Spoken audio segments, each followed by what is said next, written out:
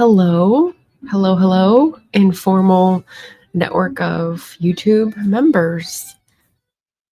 Hi, I just have been playing with this idea for a bit of having a drop in stream for members because just giving an added benefit of time to chat and talk.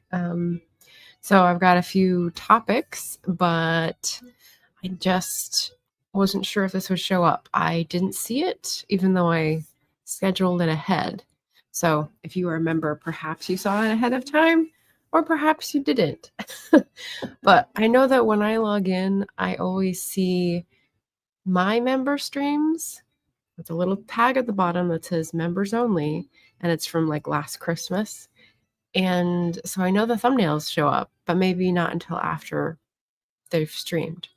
So I just thought I'd make some time and see if people caught me on the go to talk about current reads, current plans, next video, and whatever else you guys are curious about or thinking about. So I'm just gonna hang out and see if people drop in. I've got postcards to write. I'll give you the preview here. Oh, there we go. There's a Pietà. There's a Trevi Fountain. There's a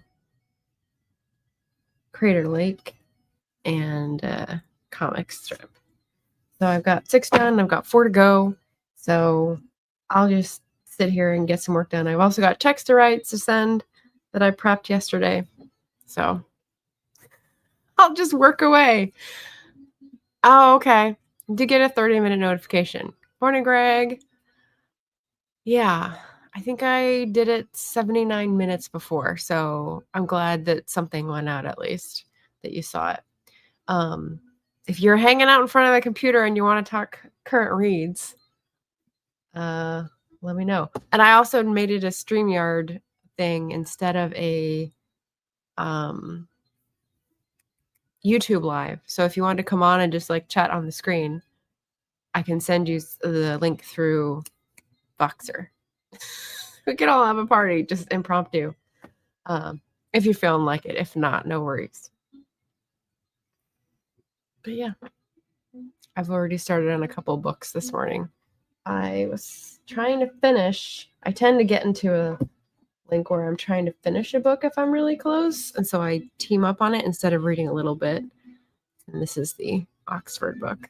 I've got like 10 pages left at most. And then this one I started not too long ago, but it's very quick reading and it's not really the audience for me. So it's good. It's valuable stuff, but I'm flying through it so that I can leave Shani a review because she's doing a lot of good work. I just started this one. This is one of the authors that I have more than one and haven't read yet. Attica Locke is the mystery author. Blackwater Rising is South Texas, sort of a fictional town near Houston, and there's a murder slash something. So that was a good start. The other thing I thought I'd do on a member video is play music in the background. So we got a little Celtic music in the background because I don't need to worry about it being monetized.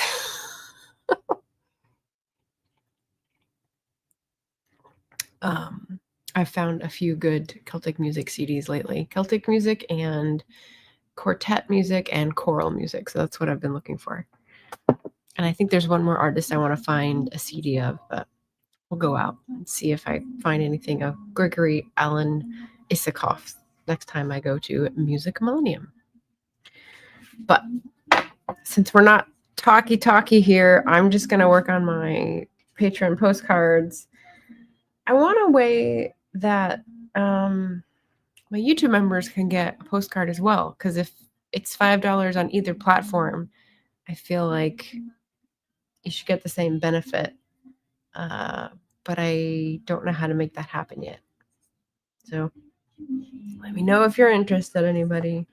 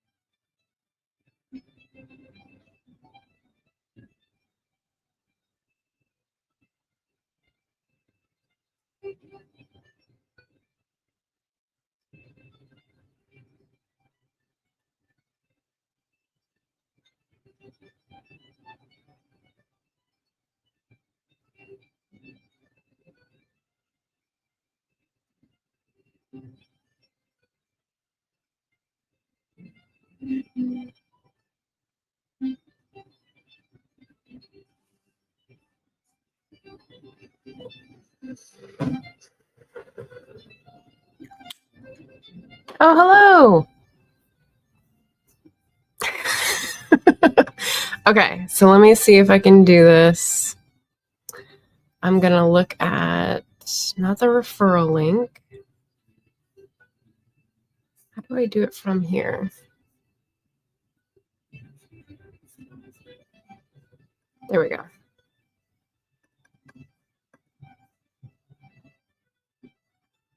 I'll just do it not on my phone. I'll do it on desktop.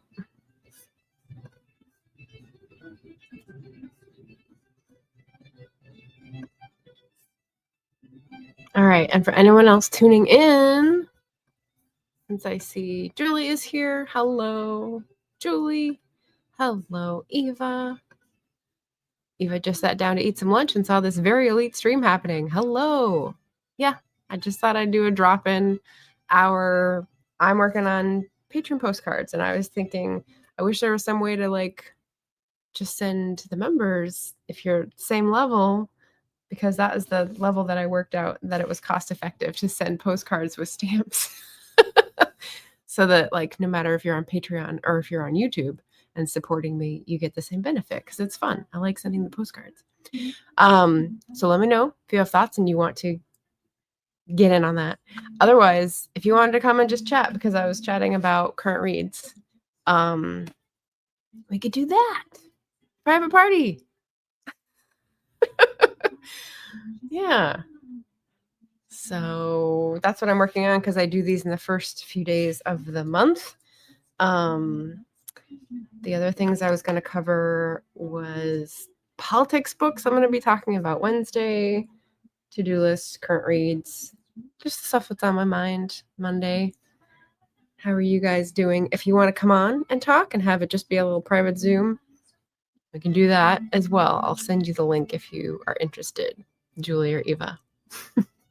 Since Eva is now on camera and there's no like, I didn't know you had started with a channel. So that was news to me a few weeks ago when you said that. All right, Greg's here. Ready to come on? Prime time? All right. And we've got the hound. The dog's in the background, so, you know. How's it going? I'm doing great. How are you? Happy Monday. I'm feeling like aches and pains catching up with me on a Monday morning. Oh. So Eva's gone to hide in the bushes. She's not feeling the prime time today. And then she's going to howl along with the puppy dogs, which is fun. The dogs were being completely quiet until... Of course. Of course. They want to know who you're talking to. Yeah. They're excited. Oh, yeah. Is that Margaret? Yeah. So what are you up to this morning? Working on some videos, reading. Oh, shall we talk about current reads? Sure. Me? Yeah. Eva has a writing channel and cleaning content where I show myself, but I pretend I don't. Cleaning content? You mean like the vlogs? Is that what you're talking about? Or are you talking about TikTok? You do, it's sort of cleaning. It's more like mind clearing via cleaning when I see those come up. But yeah. Yeah. So I'll do it here. There we go. Oh yeah. You're leading the group. How was that? Yeah, we're just getting started. We're doing the first quarter of it. There are 44 chapters in Ivanhoe, and we're reading 11 a week. I'm in about chapter 7 right now.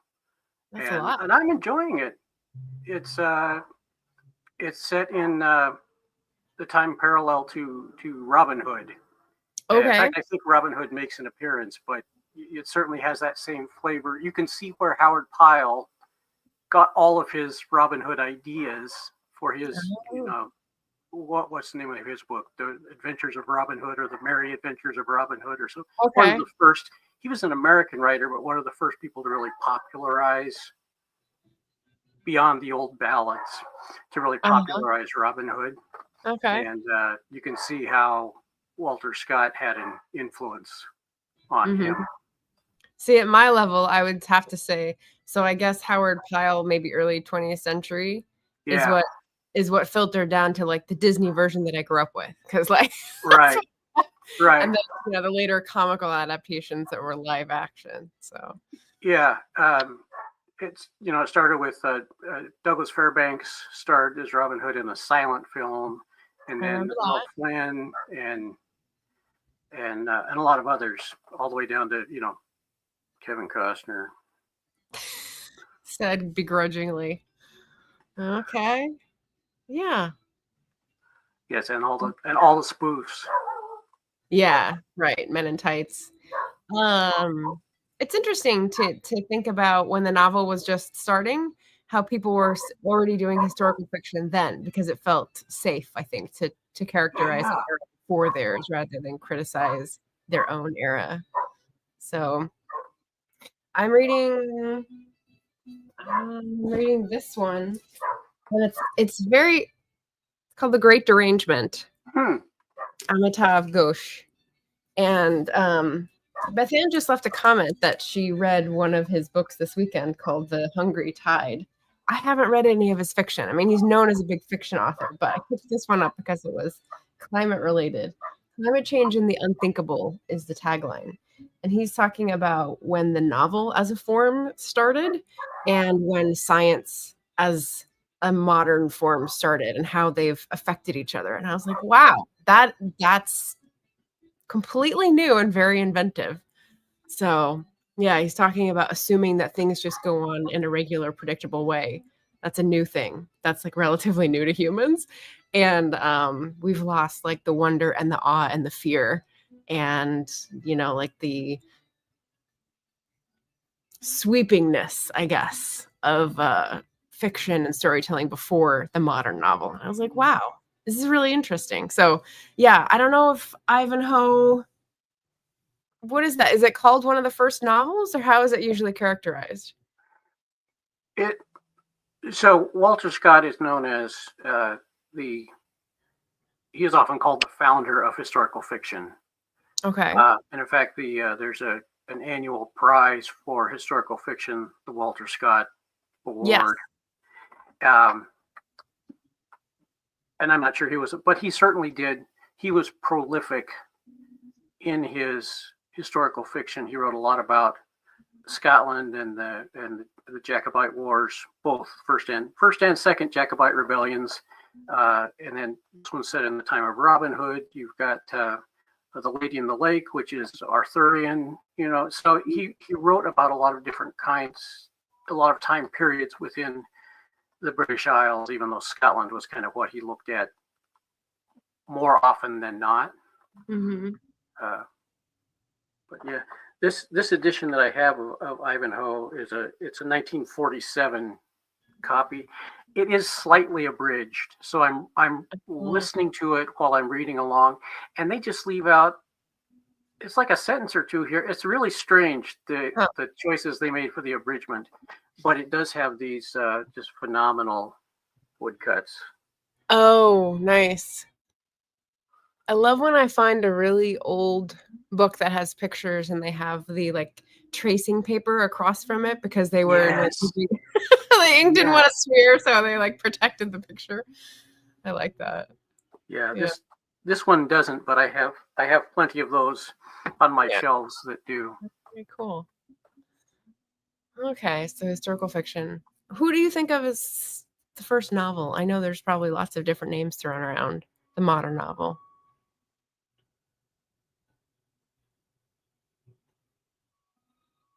Is it Austen? Is it before Austen?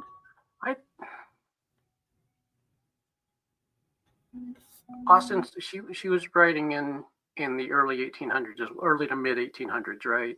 Yeah, last decade of the 18th and first two of the 19th. Yeah, and so Sir Walter Scott was just behind because I don't think he wrote anything until 1802, 1803 is when his first ones were published.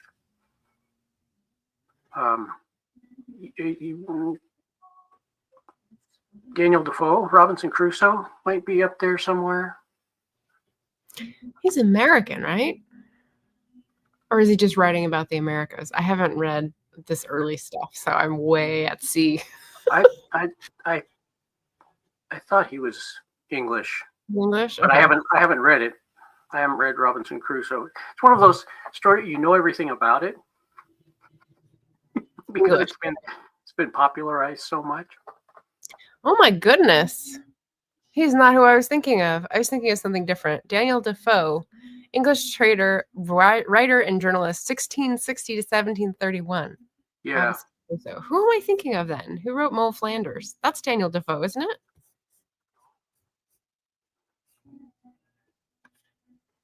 Yep, the big old wigs. What else? Pamphleteering and Prison. The Union. The Aftermath. Robinson Crusoe, Captain Singleton, Memoirs of a Cavalier, Journal of the Plague Year. I remember reading about that. Colonel Jack, Moll Flanders, Roxana, Patterns. Okay. Who am I thinking of then? Willem Dafoe. No. Yeah. I know that's spelled different. What's the long stocking tails? Who am I thinking of? That's Cooper, James Fenimore Cooper. James Fenimore Cooper. Okay. For some reason, those have Last of the Mohicans and the Deer Hunter. Yeah. James Fenimore Cooper. Okay. Oh boy. And he was American, writing in 1820s or so. Okay. This is my turn to hide in the bushes because that was embarrassing. Sometimes the wires just cross, you know? Yeah. Eva says she's got 2 channels. She's got a cleaning content channel on YouTube. I did not realize that. Okay. And Julie said, sorry, not ready to be on camera yet. No worries. Yeah. You guys can hold down the chat. We'll have a round robin. Eva's responding to the comment about the science in the novel coming into being at the same time, saying, be cooler if we thought the moon was alive. Is that what you mean? I mean, yes, that's kind of what he's saying, is that we have defined things as human, sentient, and rational, and everything else is inanimate and has no force. And what he's saying is, like, we're learning in the time of the climate crisis, oh yeah, storm surge, oceans do have a mind of their own, in a way. And so, like, all these things that we've taken for granted as not changing, like, they're having some time in the sun. So yeah, we're trying to figure it out, and we're sorting through um historical fiction. Well, historical fiction by definition is anything where the writer's writing about an era that is 40, 50 or more years before their own. That's the only definition that they require. And this is from the Historical Novel Society. So whether it's Sir Walter Scott writing about 950 AD, or whether it's someone today writing about the 19th century, they're both historical fiction. So yeah, there was someone who was leaving a comment on a Victober video that was talking about a current novel that was in the Victorian era. And I didn't say anything because I didn't want to burst their bubble, but I was like, that doesn't qualify. It's not a Victorian book. So yeah.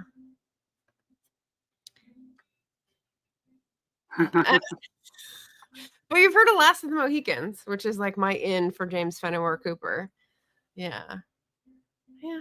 I'm just talking about the early novel. And Sir Walter Scott. Don't get him mixed up with Sir Walter Raleigh. Different era. If you've watched Blackadder, you've seen one, but not the other. I don't think Walter Scott ever comes in anywhere, does he? They don't have an era of Regency, so he wouldn't come in. Oh, no, they do. Have you seen that? Yeah, with Hugh Laurie as the Prince Regent. Yes. I don't know if they have Sir Walter Scott ever make an appearance, but Sir Walter Raleigh definitely does in the Renaissance season, which is fun. Yeah. Samuel Johnson makes an appearance in the Regency. Regency one? Who plays? Yes. Do you remember who plays Samuel Johnson? Yeah, Robbie Coltrane. Oh yes, okay, I can picture his face. It took me a second. Yeah, Hagrid in the Harry Potter films, and right, Falstaff in like every Shakespeare film that was done from the 1980s through the 2010s. Yeah, jolly looking fellow.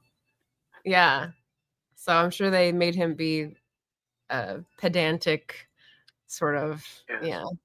Well, he had written the dictionary. I remember that. And then Blackadder starts using words that he's just made up. Yes. And because it's like, well, I have a dictionary with every word in the English language, and then Blackadder just starts making things up. Oh, it's very common around here. We say this all the time. Yeah, I do remember that episode. Oh, they're funny. Yeah. What'd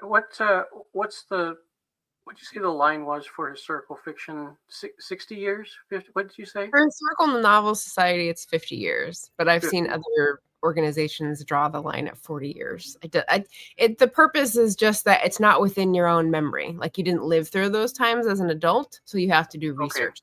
The main thrust of the. So for me, if I were to write a novel set in the 60s, could be seen as historical fiction. If I wrote something in the 80s, well, I was actually there. Yeah. I remember the 80s.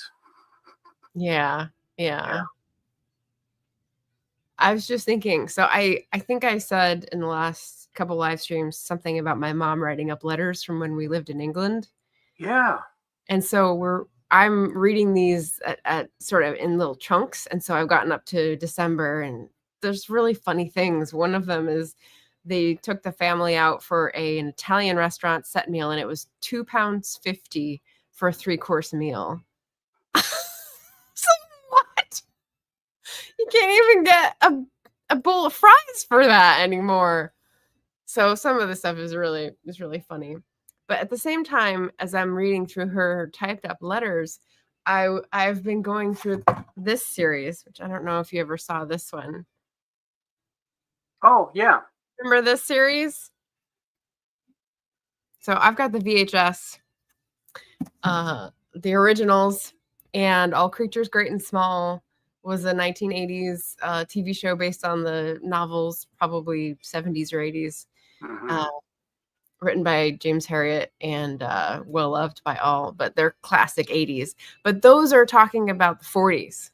They're set in the 1940s. So that's historical fiction from my era in the 80s. So it's just this kind of a mess, but it's very homey. It's very innocent. Yeah. I learned a lot of my eclectic reading from my great grandmother, who just read everything, and that the James Herriot books were some of her very favorites. I know she read those more than once. So, and she didn't read a lot. She didn't do a lot of rereading. She did daily Bible reading. That was something that she just always did. But other than the Bible, there wasn't much that she reread. But the James Herriot books were among them. Yeah, that'd be comforting. When I'm watching it, I was thinking, I wonder if this is where I got like most of my education about farm animals, because like living in a city, I did not come in contact with cows or horses or pigs and all this kind of stuff. So yeah, well, I won't tell you the stories about how how I've had my arm inside a sheep, up to the elbow. Really? Midwifing sheep. Someone's got to do it, right? I have done it. Eva says, rumors say my paternal grandfather's line links to Sir Walter Raleigh. Interesting. That's cool. Yeah. Oh, and she recognizes Robbie Coltrane because of Harry Potter. There you go. Yeah. Julie says, by that definition of historical fiction, a book about the mid-70s could be historical fiction. Cripe, I was in high school then. Exactly. I know. That's when we start getting a little hot under the collar, being called historical. Yeah. Eva says, one of my projects is inspired by my mother's life and is likely going to be classified as historical, at least in the subgenre, from the 1940s to the 1970s. Interesting. Mm-hmm. I haven't heard about that project before, I don't think, Eva. So that's cool. How's your poetry project going? My mother has helped with horses, so she might have similar stories. The gloves. I think that's just a gesture to like the vet's gloves. Yeah. Well, one of the things I love about listening to this TV series is all the accents that they pull out. Some of them are very broad Yorkshire rural accents, and so you get to hear people who it's hard to understand, but then you kind of puzzle it out. So I like that. It's okay. Poetry stuff. Yeah. Oh, I totally get that. My my second book in the series is doing that as well. So yeah. What about trick-or-treaters where you live, Greg? Did you have trick-or-treaters on Halloween? I've been in this house now since 1999, so 26 years. Wow. And the next trick-or-treater that I get will be my first. Oh my goodness. Is it very like unreachable? Out it's there are like two other houses within a quarter mile of where I live. So there's not the big ticket if you're gonna go for like candy density. No, it would have to be somebody who I actually know, and I don't really know anybody who trick-or-treats. So you don't bother getting candy in preparation either. I don't here because even though we're up a huge hill and no one comes up here, even the people who live here. So but I like Halloween candy. So. Oh, okay. So what's your favorite? What do you end up getting for yourself as insurance for others? The Reese's peanut butter cup. That mixture, so you get some with the white chocolate and you get some with the caramel, and there's flavors that they only make at Halloween. Yeah, the caramel in a Reese's peanut butter cup. Yeah, it's excellent, and the white chocolate really good. And there are things that you can't get outside of Halloween. So Yeah, that's always kind of fun. But just the old traditional Reese's peanut butter cup is. gotcha. I might have to go down. We don't have Gareth on here to tell us how Hershey's chocolate is not worth eating and you should just throw it out in the first place. So Yeah. Make us feel bad about ourselves. I mean, American chocolate is in general substandard, but I will agree with that. But did you ever have See's candy? Is that like what kind? See's candies? It's I think grew out of California, but it's up and on the coast now. Yeah. We grew up with that. And they have a seasonal one right now that is a Scotch mallow with like Granny Smith caramel apple flavor. So it's milk chocolate on the outside, marshmallow in the middle. No, marshmallow on the top. In the middle is caramel that's flavored with Granny Smith apple, and the bottom is Scotch mallow. It's just chocolate caramel marshmallow. Anyway, it's delicious, and they only have it at this time. So I loaded up and I got a bag full. So I did a similar thing. So I know some people were saying they didn't get any. Some people went to a trunk or treat, which is like a safer community thing. Eva was going, wow, about the no trick-or-treaters. Our neighborhood is popping. It was a great time, which is really fun. Julie says the number of trick-or-treaters in my neighborhood has gone down every year. Is that kids getting older in your neighborhood, or is it like the feeling of safety, or just like the trend that people are going to trunk or treats maybe? Eva says it was fewer this year than prior years here too. It was also warmer and less rainy. Well, that's weird. If it was warmer and less rainy, you think there'd be more, but I guess the hardcore trick-or-treaters are going to go out no matter what. Oh, and they just had their first frost. It's Illinois, so. Oh, I don't think we've had a first frost here yet. It's just been 40s, 50s, 60s, which is good because the power went off yesterday. Yesterday? 2 days ago. I came home from a little resilience. No, was it a resilience gathering? Where did I go? No, I was visiting a friend with another friend. So we're the Scotts Gallic group that used to be that don't study anymore but are still friends. And one of the friends has cancer. So I picked up one and we went to visit at their house and had tea and brought cookies and whatever. And it was really nice. I didn't see the alert that the power had gone out at my house. So I came home to everything off. And this like little complex for some reason has power outages more often and longer than any of the rest of the city because trees fall in the line and they just are not prepared. So came back and it was like, it'll be done by 6. It'll be done by 10. It'll be done by 3. It'll be done by 6. And it just kept going. And I'm like, okay, when do I need to throw this stuff out in the freezer? But it came back on at 7:30 a.m. after going off at 2 p.m. And I was like, 18 hours. I didn't open it. I'm going to say we're good. So, yeah. But, geez, living in the city, you think these things would have more resilience, but. Oh, Julie says, I love See's candy. Yeah, they're pretty good. I did ask a couple times, like, where they get their sugar, where they get their chocolate, because they don't advertise that it's fair trade or that it's organic or anything like that. And I'm like, I'm not being very responsible of a consumer, but it's one of those nostalgia things that I'll allow myself a couple times a year. So, yeah. I thought it'd make more show up too. Yeah. Eva says, I think maybe it made people travel further to better neighborhoods. Oh my gosh. Wow. Yeah. When I was growing up, I would go somewhere. I would just go on my own, Yeah. Yeah. There are some places around here that are known for setting up for trick or treat. They are the better neighborhoods, kind of places that don't allow my kind. And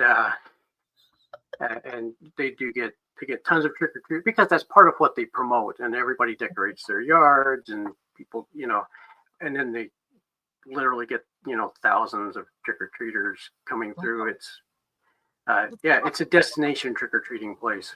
Hmm. Do you have a similar place that puts up Christmas lights, or is it the same? There aren't really neighborhoods that do lights. There are, but certainly a lot of individual houses that, perpetually every year do large displays, and those will start going up. Some of them will start going up mid-November. So Do you have a mental map of like, oh, we got to go by and see what they did this year, kind of thing? yeah, I kind of have an idea. When my son was small, 4 or 5 or something, I don't know, probably younger than that, because he was speaking, but he wasn't. His vocabulary was small, and so Mhm. he would go driving by, and someplace there would be a creche or some other kind of religious scene, and then Mhm. there'd be all the lights, and he continually said, "Jesus, look at the lights." That's fun. That's fun. We so I'm usually in Sacramento these years for Christmas, and we always try to like pick a neighborhood to go and drive around to like see, because several streets will specifically um some put it in their compacts, some just have an agreement, some just have a reputation. So there's Hmm. varying degrees, but like they'll go all out. They'll have moving things, they'll have flashing lights, they'll have holograms, they'll have, power backups, I'm sure. And my mom especially likes to go watch the lights because it's like one of the wonder things that still um fills her with wonder at Christmas, where she doesn't have to like make it happen. so so I think Hmm. that's why she likes to go do that. There's a place, here in Portland called, I think it's called Candy Cane Lane, even though that's not the name of the street, and they have, like, it's written into their, it's not an HOA, but it's written into the contract for the house, I think, when they sell on, that they have to participate in some kind of light thing, because it's like people line up and troll through and people give out hot chocolate. I did it once, twice. It's pretty fun. Hmm. Yeah, book answer. Yeah. Says Eva did it. Yes. Eva says a lot of apartment buildings aren't set up to trick or treat. No porch light or not one under their control. Oh, yeah, that's a good point. Renters travel a lot. That's Yeah. true. And same, houses known for their lights more than neighborhoods, but not far off are several drive-through light displays. What's a drive-through light display? Oh yeah. What is a drive-through light display? Is that not a neighborhood? Is it like a shopping center thing, like a business district? I'm very curious about Let's see that. what let's see what I have some ideas from here, but let's see Okay. what Eva says. Julie says, yes, we have blocks that must be Mhm. having Christmas decoration contests every year. Yeah, that's another driver. And there's a wealthy enclave near me that I love to drive through and look at the lights. Yeah. Yeah. There's one really big house near my sister's house in Sacramento, and you go by and it's always the most beautiful. In the daytime, it's big, but it's not like very classy looking. There's like cars in the front yard and the grass is long and everything. But at night, they really do a good job of the lights. So I appreciate that. It's nice to go by.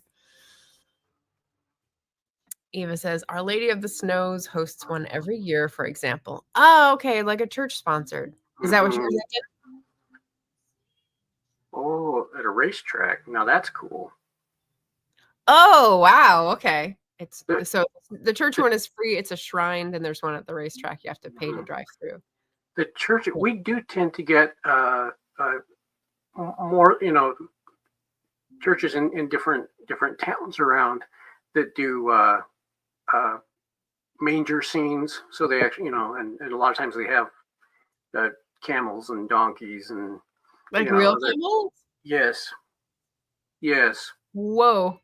And so there's often there are often those places where you can drive through and see the Christmas, the living Christmas whatever I don't know what they call it, but so The using church. it as a doing a lot of decoration, doing a lot of pageantry. So those can be interesting depending on how much proselytizing that particular church likes to do. Right. Yeah. Different churches have way different vibes. I did not grow up knowing that, but Uh-huh. good point. I saw, speaking of live camels, I don't know which late show it was, but I saw a clip from a late show yesterday that was talking about emergency planning that Tokyo was doing with their zoo. And they do a thing once a year where they do an emergency simulation of like, if there's someone escaped from the zoo, how do we safely control the crowds? How do we safely get the animal back? And they acted it out with someone in a zebra costume. So they had footage of like this person in a zebra costume, and they got out, and then they were, fencing it in, and then they shot it with a dart gun, and they tapped it to make sure it was like unconscious, and took it away in the tiny little Japanese truck. I mean, it was adorable. Serious, but adorable. So Yeah. funny. Speaking of escaped animals. Yeah. Yeah. More info on Our Lady of the Snows. Yeah. I'm reading about here's another current read, work it into the conversation. Walking with the Wind. You guys read John Lewis's biography? I think he's got a more recent one, but this is the one from around 1999. He's talking about the churches he grew up with and the churches that helped sponsor the civil rights movement in Nashville, especially, and very different vibe. So just interesting to know what stuff I didn't grow up with. I need more water. I'm out of water. Hold on, I'll be right back. All right. Well, I'm going to start on the old Grandpa Greg tale then, while Margaret's run away. So in the town where I grew up, Caldwell, Idaho,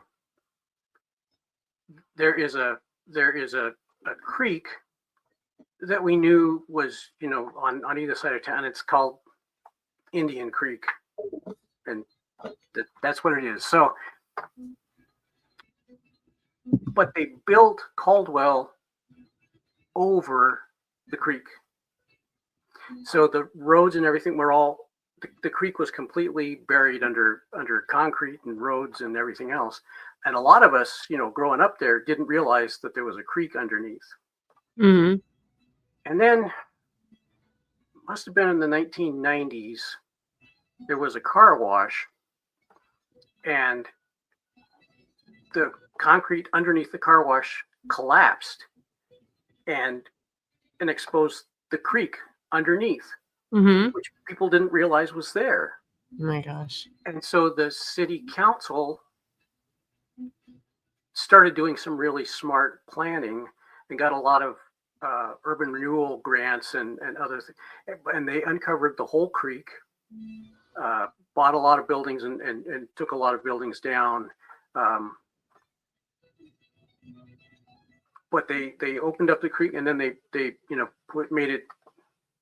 put grass and trees and all kinds of other stuff around it, make it a very nice walking area with some bridges, and now that is one of the biggest places that's decorated in this whole valley. They decorate every tree, every bridge, every walkway, and so that is and they do that pretty much through the whole month of December. So that is a really fascinating thing, and there's some history involved, because the people who built the town just covered a creek, and water has a way of resurfacing. Right. Yeah. I'm just looking to where Caldwell is on the map. Nampa, west of Boise. Yeah. So it's like the middle of the state and the middle of the up and down as well. Okay. East of Burns. Huh. It's kind of in the it's near Boise. So in Idaho, we think of it as Southwest Idaho. So it's You think of that as Southwest Idaho? yeah, yeah, because you're just 30 minutes from Oregon, 30 minutes from from Caldwell to Ontario. Okay, no, I guess you're right. It does. And then Yeah. I don't know how far south Right. it is to Nevada, but 90 miles or something south to Nevada, some number like that. Okay. And nothing out there. You just drive, start going go through Jordan Valley, and then you end up at Winnemucca is kind of the closest place to us. So, all those towns that everybody's heard of in Nevada, Winnemucca, Okay. Carlin. Nope. I've heard of Carlsbad because of the caverns, not Carlin. But yeah. Yeah, people know Las Vegas and Reno. And some people in Reno, and some people have heard of Carson City because it's the capital. And after that, Does it say is that Reno? Or is that Carson City? I know I've been to Carson City. Reno and Carson City are really close to each other. They're probably 30 miles apart. Carson City's north of Reno. Reno's on the freeway as you're driving into Sacramento. Yeah. So it's on 80. Yeah. Yeah, 80. Very familiar with that freeway. Not that part of it, but the freeway, yeah. Yeah.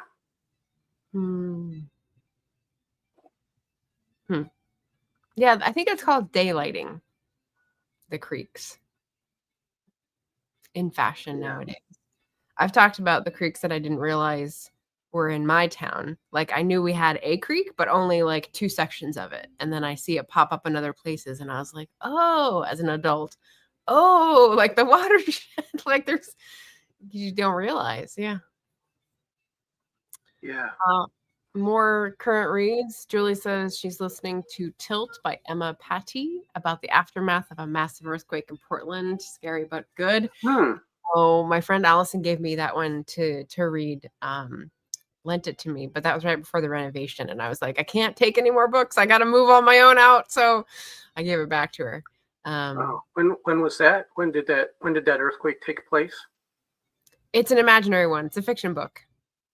Oh, okay. Came out this year or last year. Okay. Oh, yeah. And then also currently reading I Feel Bad About My Neck by Nora Ephron. Classic. A favorite, she says, as part of a reading challenge. Nice. Mm-hmm. I haven't read any Nora Ephron.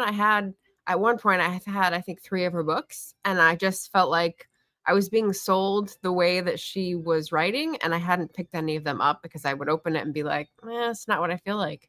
So I finally gave them away. So they didn't make it onto the list because I'd already given them away. Sounds interesting about the Hidden Creek being embraced now. Yeah. Kind of like the San Antonio Riverwalk. Oh, yeah. What a wonderful place that is. Yeah. The mystery that I just started, the Attica Lock book, it starts out on a bayou in this fictional Texas city that's like just out from Houston and says like it references the San Antonio Riverwalk, but like an unimproved version because it's pretty gross and it's right next to the oil refineries and he's trying to do something nice for his wife for their anniversary, but the bayou is as close as they can get. A little bayou cruise. Julie says, I love a tangent when I get to look at maps. Yeah? Yes. Mm-hmm. Oh, I got this one out in case Greg showed up. This is what I was reading as a comfort read. It's an adult picture book. It's one of our adult picture category. Yeah, Ireland's The Living Landscape. And it's a photography book mixed in with like local lore and legends and poetry. So it talks about the different times of the year. It's got these like really neat headings. And then photography is like gorgeous. It's like, yeah, I want to go see that. And they label everything. So this is West Cork coastline, and it's got a poem to go with it. And then there's a lot on County Mayo, and there's several on Croagh Patrick. Let me see if I can find one. Achill Island, West Cork, Kuganabara. This is funny names. Mizzen Head. There we go. There's one. I definitely want to go to see this mountain. It's covered Oh in yeah. Kirkpatrick and County Mayo. So it's just, reading through these, looking at the pictures and marking places on my map. That's my not thinking about the world time. Is that the big mountain in Ireland? I don't know what the largest mountain in Ireland is. Before we Google it, does anybody know? I know in the whole British Isles, it's Ben Nevis in Scotland. Right. I don't think they have a lot of big mountains, so it's going to be pretty small. Yeah, Ben Nevis is not very I think the top of Ben Nevis is lower in elevation than where I am right now. Yeah, because everything's sea level, and here we've climbed quite a bit. Not Denver high, but 2,500 feet high. Half mile high city. Carrunthill. I think that's how you would say it. It's in Kerry. It's part of the highest mountain range in Ireland, which is called McGillicuddy's Reeks, which is kind of neat. Yeah, but nice. Kerry, so it's just below. Mm-hmm. But yeah, so that's the calming book that I'm picking up too. Like, nice. Yeah, I like I look more at Scotland, but that coastline very very similar to what you see on the Scotland coast. Photographs and and Ben Nevis and Snowdon. That's in Wales, isn't it? Yep. Snowdonia National Park. I haven't been there. No. I was trying to find a route around somewhere in Western Scotland, but looking at the Google map, I'm not finding any places that are like little bed and breakfast, which is where I like to stay. It's all quite pricey. I'm like, so if you have to get a car to get to somewhere inaccessible, and then in addition, the accommodation is going to be really pricey, it's like it makes everything twice as expensive. So I was trying to figure out a way around that, but I've been to all the places that are, easily accessible and have a range of prices for accommodation. So I'm kind of right. Yeah. The thing that I've seen quite a few YouTube videos about it. Is it called the North 400 North in Scotland? So there's okay, yeah, but that looks fascinating, and all-wheel drive. You want an all-wheel drive? All-wheel drive. These little narrow roads, and it's like, oh yeah, I understand how to drive on this. Yeah, I would not. So I would need a guardrail. But that just looks fascinating. And out in the middle of nowhere. Same with when I've seen like videos of Iceland. Once you get outside of Reykjavik, those, because you can drive all around, at least around the outside of Iceland. It's not very lava. Yeah, and geysers. Yeah. Again, we need a car. I did the Iceland Air deal where you stay a couple nights over and you get your forward on ticket when I was going with my mom in 2018 to Scotland. And we had, like a day and a half basically. And I'm trying to think, we didn't get a car. We just like went around where we could see like the bus goes here, the famous church, which is like crazy looking to us. And like some of the restaurants and some of the folk sites and the Santa Christmas themed thing that's open all year round. We had a good time for like the little time that we stayed there. So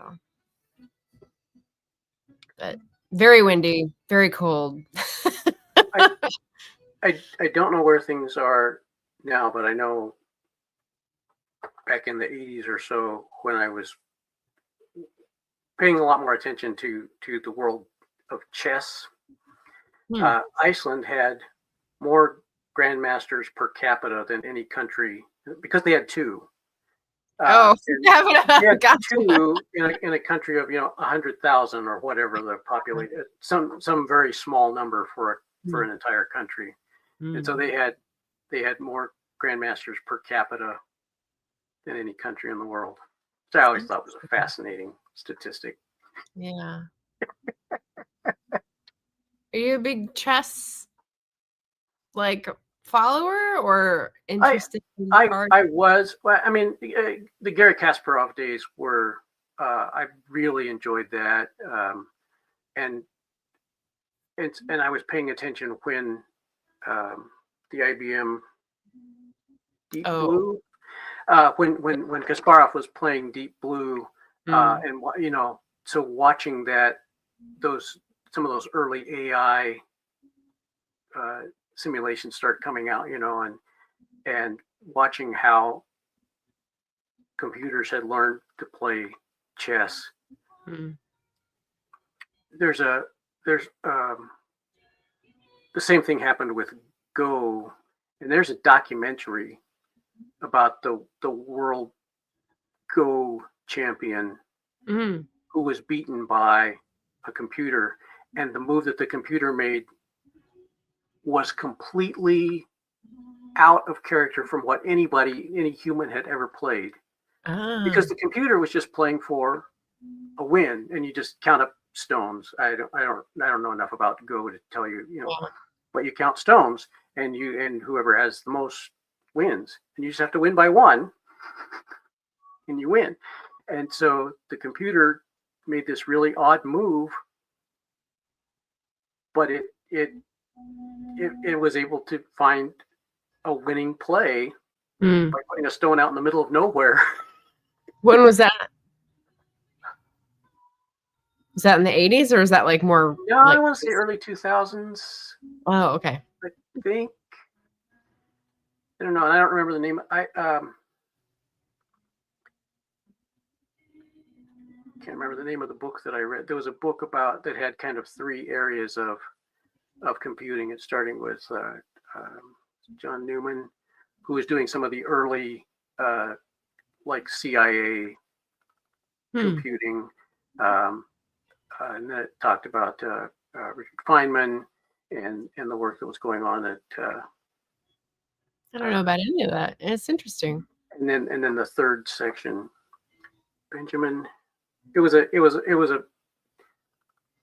nonfiction, but it was told in a very fiction-y style, whatever you call that. Narrative. Yeah, very, very narrative, and very much like it read like a novel, but it was all. That's how I got through Cuckoo. What is it? An egg in the cuckoo's nest. That One flew over the cuckoo's. No, the one by a programmer from the 80s. Clyde somebody. He's talking about someone who was hacking through the military networks before networks were known what they were.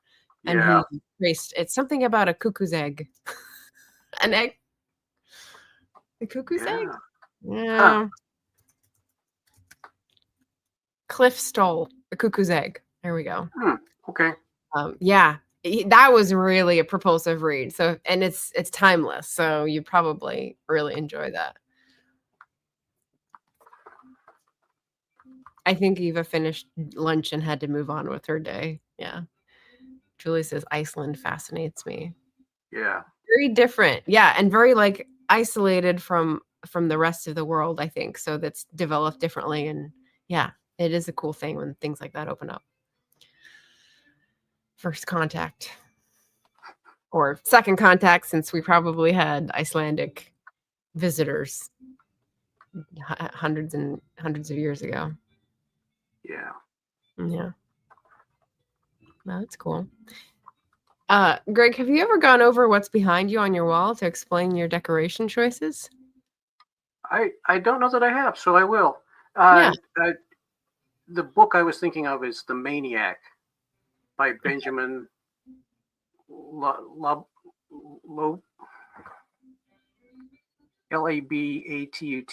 Lobatet. Love Anyway, it. Yeah. Labat. Yeah. The Maniac. Hmm. I've heard that Yeah, name. really, really, really fascinating book. And then once I read about Go, then I went and found that documentary, which was pretty cool. Mm-hmm. All right. So I Shall we start? see, yeah, I'll to your start. to your left. Are you gonna start with Jack I was London? going to start with Jack London. Yeah. Okay. So, All right. Call of the Wild. I think this is a picture that I got from a book calendar that had. Although in Call of the Wild there is no place where Buck fights a grizzly, so I don't really know. There are grizzlies and there is a dog, so There is a right. dog, and there are some mentions of bears. It's just Yeah.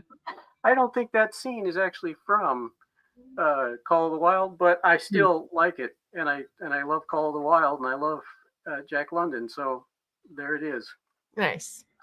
The Highland cow up here, just it's a you can't see the texture of it, but it's done in layers of very thin wood, plywood, That's what it looks like. and then Yeah. stacked. Yeah. Nice. This picture up here of deer, or again, it's done in layers, and it's all cutouts. Yeah. Oh, cool. Okay. Yeah, it's just something I found at a craft. Both of these I found at craft shows here, there, somewhere, and I liked them, and so there they are up on the wall. Nice. You can see just a bit of the prayer flags up here. Oh, okay. Got it. Which go all the way around this room. This drawing is something that my wife made for me. Oh, is it a drawing? It looks like it was a cross stitch or like needlepoint. It's no, it's I think it's mostly pencil. Okay. Little pencil and marker. It's all drawn and colored, but it's yeah. I just thought that was a great. I like it. It's not really a portrait of me, but it could be. Yeah. It was a bearded skull. Okay. And then I met Colin Baker, who is Doctor Who, the sixth Doctor Who. So back in the late 80s, early 90s, somewhere in there, I don't remember. But I got a chance to meet him, and so I have a signed photo of Colin Baker as the Doctor. Cool. Very cool. And then, so that I can actually get around, my cane, which may or may not have a knife or something else. That's a very very fancy model there, looking very Sherlockian. Yeah, I find, and I get a lot of respect when I'm out walking around with this cane. So There you go. I do need it for balance, but it has there are other perks to walking with it. Nice. Nice. Well, that's cool. Yeah. I've always wondered because I can see and I can guess at what they are, but I couldn't see the painting at the top at all, or not painting, but the art piece. How do you find out craft fairs? That's one of the things I like, but never seem to go to anymore. Yeah, I've picked up a lot of pieces here and there over the years, and I still enjoy going and looking around, but I don't have a lot of space now to put stuff, so I don't do it as much as I used to. You got a 1 in 1 out rule, like to some of those crazy people who are super organized, like not me. Mm-hmm. Julie says no time to look it up, but there are Icelandic authors being translated into English now. Yeah, I think they've hopped into the sort of Scandi noir trend, but also it's very popular to look at the Icelandic sagas for some of the people on BookTube that are like the old classics that are being translated into English. Are you aware of any other types of books that are popular to be translated, Greg? I'm thinking that one of the a book that was longlisted for the International Booker was from Iceland. Oh yeah, from this past year. It seems okay. like, and it was like the first time Iceland had been. That's cool. Yeah, yes. We've seen tons of Norwegian and Danish and Swedish, but we haven't seen much from Iceland, except the old sagas, which are in Old Norse. So. Which I may not have the. I didn't find a place for it yet. We're still in flux in terms of decoration, but I had one of these like foam, almost like a pot holder, but I put it on the wall, and it was one of the runic kind of emblems that I got when I was in Iceland. Yeah, because that was my price point. It's like the foam creation of one of their runic things, and I think it was like it looks like a compass direction thing, and it had some sort of meaning that was about someone who finds a direction. I thought that was pretty apt at the time. Lots of Japanese authors being translated now as well. Yeah. Have you read many Japanese translations, Craig or Julie? They're pretty popular. I think the only thing I can think of right off the top of my head was Convenience Store Woman, which I did really enjoy. Yeah, but I think that's I have not read a lot of Japanese works. There are a lot that sound pretty interesting. Yeah, so this is going to be in my next wrap up. I finished it a few days ago. What You Are Looking For is in the Library by Michiko Aoyama. And I showed it to my brother yesterday on the family call, and he's like, no, I haven't heard of it. And his wife hadn't heard of it yet either. So I was like, it's really good. You should read it. But yeah, classic. You put a cat on it, you put books on it. It's an illustrated cover. I'm going to pick it up. But I got it from the library. Yeah. Yeah, and I can't remember offhand who wrote Convenience Store Woman, but I know that Gareth from Book Songs and Other Magic, that's one of his favorite writers. And he raves about everything that she's put out. Let's see, just for completeness sake. Sayaka Murata. Yeah. She's got some crazy covers. I don't think that's the style of writing that I'm going to get along with, but I respect people's different tastes. Yeah. It was Convenience Store Woman was very quirky, and I liked that a lot. The plot seemed ancillary. It was really about the girl who, that's what she did. She worked at a convenience store. Yeah. This is my life. This is what I do. And I don't want to do anything else. And I don't want to get married, and I don't want to have kids. I just want to work at this convenience store. And it was I thought it was a really enjoyable, not laugh out loud funny, but lots of humor in it. Yeah, and it was pretty sweet, pretty cozy. Her trials and tribulations were huge for her, but not like some epic characters that we read about. Yeah. Jack Reacher, for example. Yeah. The most of the Japanese translations that I've read recently, like this one, What You Are Looking For is in the Library, have been like slice of life, but they're less character studies, like I think Convenience Store Woman is, and more of like gentle, hopeful, cozy kind of things. They're less of a novel in form in that something happens and people change than places where people meet each other and are reminded of like the important things in life. So,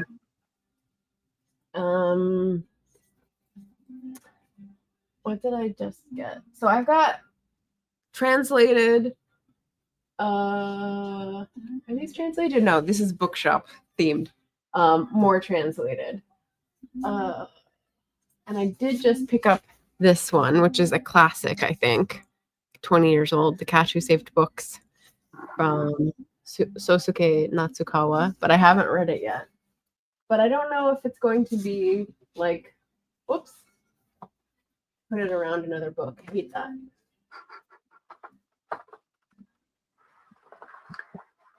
Like a novel where things happen, or whether it's going to be more character slice of life focused. So Yeah. Julie says, I read Sweeping Paste by Durian Tsukigawa. I read that several years ago with translator by Alison Watts. It was slow paced but memorable. Yeah, that is more memorable. I feel like slow paced, yes, but there was like a real nugget of discovery in there of a different type of life. And so I appreciated that. I don't remember much about it now, except that it had like leprosy and exclusion and like all these sorts of different themes wrapped up. Like very quietly done though. Not sensational, not like our thrillers and whatnot. I feel like the Japanese literature market is much more subtle and nuanced. Someone was talking in a TikTok about how Korean culture is much more high context and American culture tends to be low context. And what they meant by that was that if you are in Korean culture and you hear something said, you know many more things about what was being said because the words have different meanings, they have synonyms, they have context and history. And she was using this to point out like what the Korean gift meant to Trump. And I thought, oh wow, okay. Did you see that? No. He got some crown, and it was a crown that was worn by an emperor whose empire fell because of greed. And it's also a type of crown that was worn to be worn in burial. So it's like for a dead man. And so all this like way over his head, Wow. but like, here you go. Yeah. So it's interesting to think about. Whereas American culture is more low context, meaning you don't need to know a lot of things around it to understand because it's more direct. Right. Sometimes. Yeah. That's fascinating. Julie says, yes, I saw that bit about the Korean gift and that Trump didn't appreciate it. Yeah. You wonder what's going to happen to gifts now. Like, yeah, I don't know. I remember learning a little bit about White House gifts through, was it The West Wing or was it The Ambassador, the newer TV series? I don't know any of this stuff, but I was learning about some of the protocol and some of the rules through fictional TV shows. Kind of neat. So yeah, what did we not cover? I did mention this. I did mention this. I did mention this. I'm 10 pages away from this. And they do have things about gifts in here because Oxford is a city that's been gifted a lot. And then this, I started from the library after Latin American Heritage Month was over, but still interesting. And I love the cover. It's like folk history in Peru, Asiri and the Amaru by Natalia Hernandez. But so far, it's like gods squabbling with each other in animal form, and she's trying to mediate. And I haven't gotten to like the central tenet, so I'm not very far into that one. So yeah, how long is the Ivanhoe read along going, and how are you managing it? Is it a Voxer group? Are you getting a lot of commentary, or people are waiting till they finish? Yeah, it's a Voxer group, and we're getting some notes along the way. We're in our first week. We're doing it in 4 weeks. There are 44 chapters in Ivanhoe, so we're doing 11 a week. Just did it. Went by chapters and divided by 4, and luckily 44. Yeah. Even I can do that in my head. Divisible, easy, yeah. So yeah, so yeah, the I am struck by the similarities between what we know today as the Robin Hood myths that we know today. And he was getting this. Scott was really drawing from the old ballads. I think that I don't know if Francis Child had published his collection. I don't remember when he published his collection of English ballads, but he has 5 or 6 Robin Hood ballads in his folklore collection. Robin Hood and the Peddler, Robin Hood Saves the Day. I don't remember, but there, and there are, of course, lots of variations of all of them. But when are those from? When did Francis Child publish? Like around Walter Scott's time or more recent? I'm thinking, yeah, he might have collected those in the mid 1800s. I'd have to look. Okay. There's a big craze of folk culture collecting that started in like the 1880s, 1890s. Yeah. Influenced Scotland a lot. So. Yeah, and Child and his collection. They're called the Child Ballads. Okay. But they have nothing to do with children. They have to do with Child with an E, right? Like James. No, it doesn't have any. It's just Child. Okay. Like James Francis Child. I don't remember if that's the right, but he went and collected a lot of ballads and variations, and did quite a bit of work on where they were found. So he was one of the first. He actually taught at. Was he at Harvard? He was somewhere here in the U.S. But he showed a lot of we found this ballad in the north of Scotland. We also found it in Wales, and we also found it in Appalachia. Wow, yeah, it's been diffused. Yeah. Yeah. Wow. So and looking at some of the variations and how it was pretty interesting collection. He was one of the first people to do that. At least one of the first people to make their name known before Hubert Laws, before Cecil Sharp, certainly before the Smithsonian Alan. Why can't I think of his name? Got me. Yeah, but just people who did a lot of folk song collecting. Shirley Collins, she's like in her 90s now, but she did sang a lot of folk music back in her, when she was in her 20s and 30s, and then like disappeared for 50 years and came back in her mid 80s with a new record. And she's put out like 4 or 5 records in the last 10 years. Okay. But she went on trips. She's English, but she went on a lot of trips through Appalachia, trying to find the versions of the songs that she grew up with, and how they had been transitioned and transferred and reclaimed in different ways in the U.S. Interesting. Yeah. Because a person could make links between Appalachia, where the mountain areas where culture is sort of preserved, but also in Nova Scotia, because they had to hold on to their culture really closely so that it didn't disappear as well. So you might find some similar ballad history. Interesting. Yeah. Now in the cowboy world, Jack Thorpe did a lot of collecting, but he put his name on a whole bunch of them. Okay. Especially, so he was collecting songs about the time recording started, and in it used to be that the songwriter got the royalties from not the performer, but the songwriter. In fact, that still is how it works on straight up radio. And so so he would put his name on songs as a songwriter. Yeah. A.P. Carter from the Carter family did the same thing.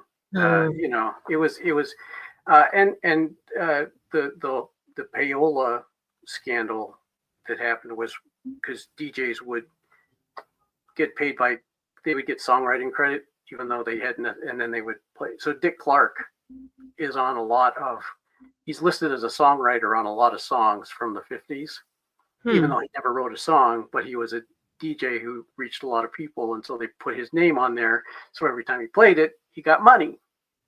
Wow. Why is it called payola? Is that that was just what it was. That was just what it. Payola was just the term that was used. Huh. I don't know where it came from. I Sounds didn't like a hear. mafia term. Yeah. But that's illegal now. Mm, Shocking. yeah. But Wow. Jack Thorpe especially would get find cowboy song. He'd go out to the ranches and to the camps and collected some great songs. But then he would put his name on them as the songwriter, even though nobody knew. Yeah, pay to play. Yeah, that's a good way to phrase it, Julie. So I'll give you money if you play this record. Gotcha. Yeah. And it looks like who do they have on this picture? It doesn't look like Dick Clark. Alan Freed. Oh yeah. Mm-hmm. It's not who it looked like. It looked like somebody else, but okay. Oh. All right. Big deal. Yeah. So yeah, lots of the folklore world is absolutely fascinating to me, especially people who are working today, but who have worked over the years, and to see how they've collected and cataloged and how Yeah. and then how there's a lot of amateur folklorists happening on the internet today, kind of crowdsourcing. So somebody says, have you ever heard Mudcat was one of the first websites that started doing this, back in the late 90s when the internet was a baby. And it's still running, and it still looks like a 1994 website, but it's So like Goodreads. It's filled with great information. Somebody says, have you ever heard The Girl I Left Behind Me? Everybody knows The Girl I Left Behind Me, but I heard this rendition that somebody sang that was referring to some specific town in West Virginia, and something about a coal miner who left instead of it, and then they're finding these connections between various versions of The Girl I Left Behind Me. That's cool. Which I think is an Irish folk song originally. I don't know. I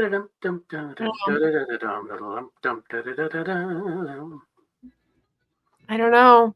Whenever I see people talk about songs, like the lyrics I can read, I don't read music. So they say it was set to the tune of this. That's all I have to go on, is that it was an earlier set. Right. Or that was much, much earlier. Traditional ballad, traditional arrangement, something like that. I've come across the folklore collecting mainly in research on Isla or Skye, where you're talking about Campbell as a landlord and then losing the lands. And then I think it was his son who came back and was trying to, I don't know if it was guilt was a motivator or what, but take down a lot of the tales and family lineages and stories and songs and things like that once recording equipment was around 20s or 30s, I think. Yeah. That's pretty fascinating. Yeah. And most of those songs, a lot of them the lyrics were printed on broadsheets, but they were just printed, and then it'd either be sung to a tune that people knew from some, a lot of times borrowing from hymns, but tunes that people knew, or the newsboy selling the broadsides would sing a little bit. People would sing along and kind of get the tune in their head, and then they'd go off. And so you can find the broadsides. They do still exist in some places. They've been collected pretty well, but the tunes were all the tunes that we know are based on people singing them, because they weren't written down at all. They were just people just sang them. Oral tradition, yeah. Interesting. Which I think is how you're supposed to learn songs. It's how I learned, all the early songs that I learned from just listening to my mother sing them. And well, it's how we learn songs now. It's by TikTok, having the song repeated ad infinitum for all different sorts of videos. That's how I learn about a lot of new music that I've got off of TikTok, but that's where I Yeah, found it. Yeah. yeah. But that's how I learned so many songs that I didn't know were folk songs, or some of them were like top 40 songs that I just didn't realize that's what they were Yeah. from the 50s. But I learned these songs from my mom. Hmm. Neat. Neat. Do you have any other reading plans you wanted to discuss? I've gotten like a list ready of my best politics books for Wednesday because I'm following up my special election feature from last Wednesday. Yeah, It was election day, so hopefully it's still on people's minds, but I yeah. don't really know how to frame it. So that's today's work. I am participating to some extent in both Nonfiction November and Dr. November. Mm-hmm. So I have a Helen McInnes book that I'm going to read. I remember hearing that. Yeah. And I have not read Helen McInnes, so I'm pretty excited to read that. She's born in Scotland, probably in Edinburgh, but then moved to the U.S. And I forget whether she was in New York City or she may have been in Los Angeles in the Hollywood scene. I can't remember now, but she lived both places, but is mostly known for her spy novels. And Right. To me, they come across pretty pulpy by the covers. That could be just the time frame, and I'm getting a wrong view, but that's what I remember from the dime novel look. Yeah, they do have they tend to have pretty pulpy covers. Alan at Alan's Reads is a big Helen McInnes fan. I haven't heard a lot of other people talking about her, but that's interesting. So that's kind of where I'm starting there. And I think for nonfiction, I think I'm going to start with Robert Louis Stevenson's Travels with a Donkey. Nice. And somebody in a comment, one of my commenters said that in the 1960s, there was a guy who did that trail again. He followed the path that Robert Louis Stevenson had followed in the 1860s, and he did it 100 years later and wrote about it. I marked it so I would remember to go back and find it, but I thought that's always interesting to see when people try to recreate some historical journey. Yeah. You can't really recreate, but you can talk about the differences. Here's what Stevenson said, and here's what I found now. Right. I've read one book that someone traces different journeys in France, and I remember that was really good. Can't remember the name of it now. Yeah. Still have it, but yeah, I like that too. Rinker Buck did a book just a few years ago on the Oregon Trail, and he in the late 2010s, he got a covered wagon, and he went on the Oregon Trail. From where? As close to it as probably starting in Independence or someplace in. I think that's where he started and went to Oregon City or someplace. I've done that. I was very young. Did I tell you about that before? No. When I was around 6, let's see, it was 89. So I was 8. My parents arranged a wagon train vacation, and they drove 4 kids out to North Dakota, and we went 100 miles in a week to South Dakota or something like that.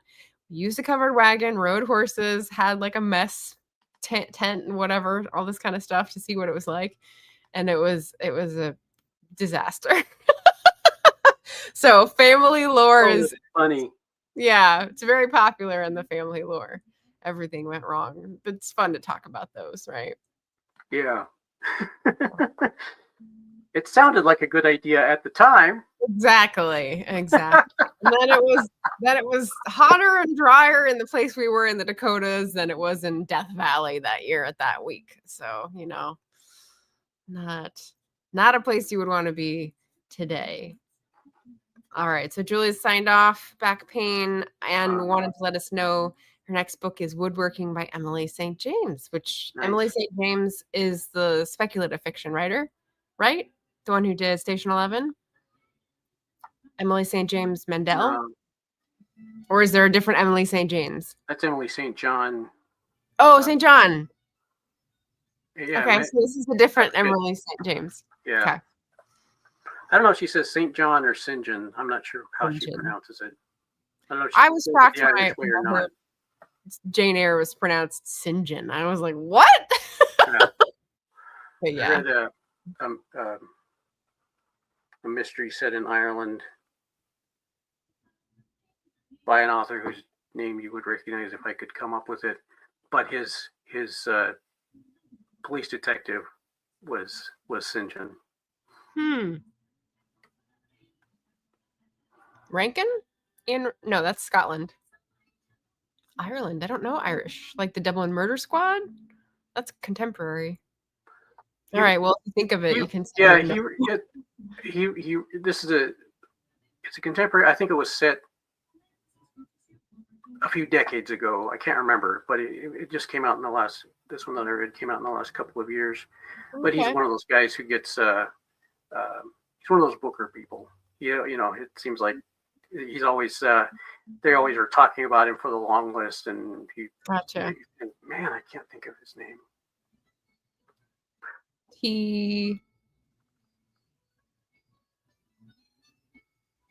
There's like a TC or a T that has a really long name that's shortened. But anyway, you can figure it out and find me later.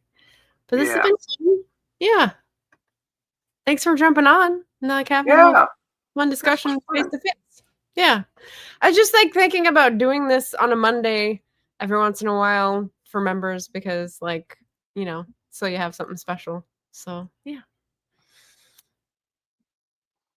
John Banville, that's his name. John Banville. Oh, okay. That's not the one I was thinking of. But yeah. Cool. I knew I'd come up with it eventually.